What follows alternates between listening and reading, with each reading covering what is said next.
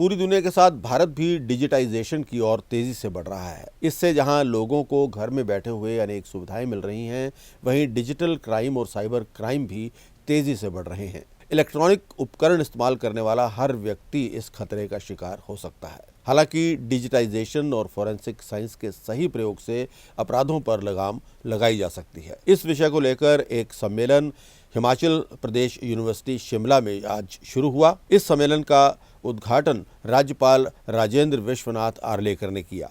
इस मौके पर राज्यपाल ने कहा कि आज का युग डिजिटल युग है। हर व्यक्ति किसी न किसी माध्यम से इससे जुड़ा हुआ है, इसलिए लोगों को इसके सही प्रयोग की जानकारी होना जरूरी है।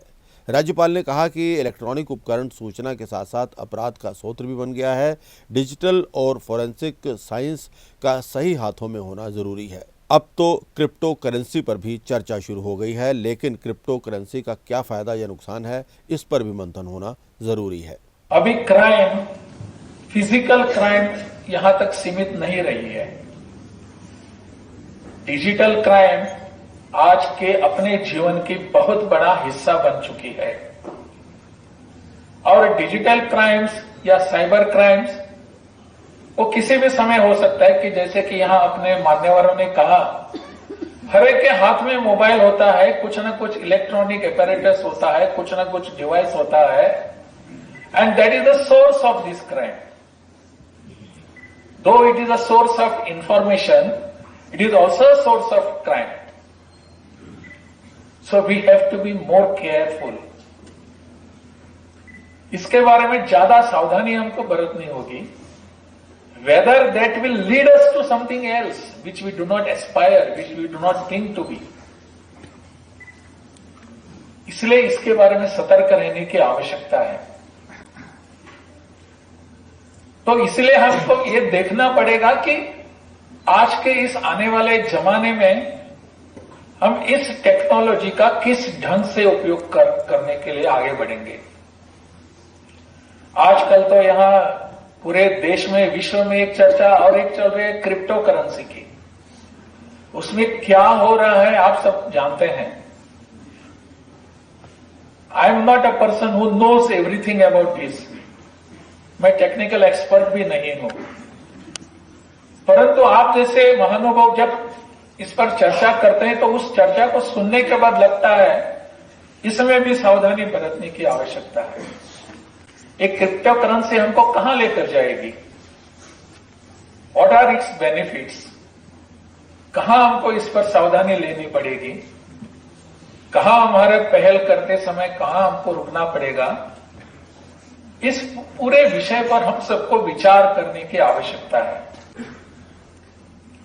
Today reserve bank of India is thinking of e-rupee. I am not aware of what it is, लेकिन आप भी इस पर विचार कर सकते हैं क्या है वास्तव में ये।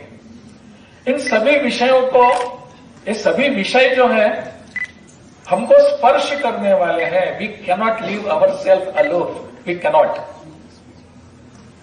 हमको कहीं ना कहीं स्पर्श करके जाने वाले हैं। We should not be a prey to it. हम इसके विक्टिम्स नहीं होने चाहिए। टेक्नोलॉजी हमारे हाथ में होनी चाहिए। I will use it the way I want and I will not be the servant of that technology. This is exactly what is needed today. In fact, this has been the tenet of long history of our country. लेकिन आज इसकी बहुत ही जरूरत लगने लगी है।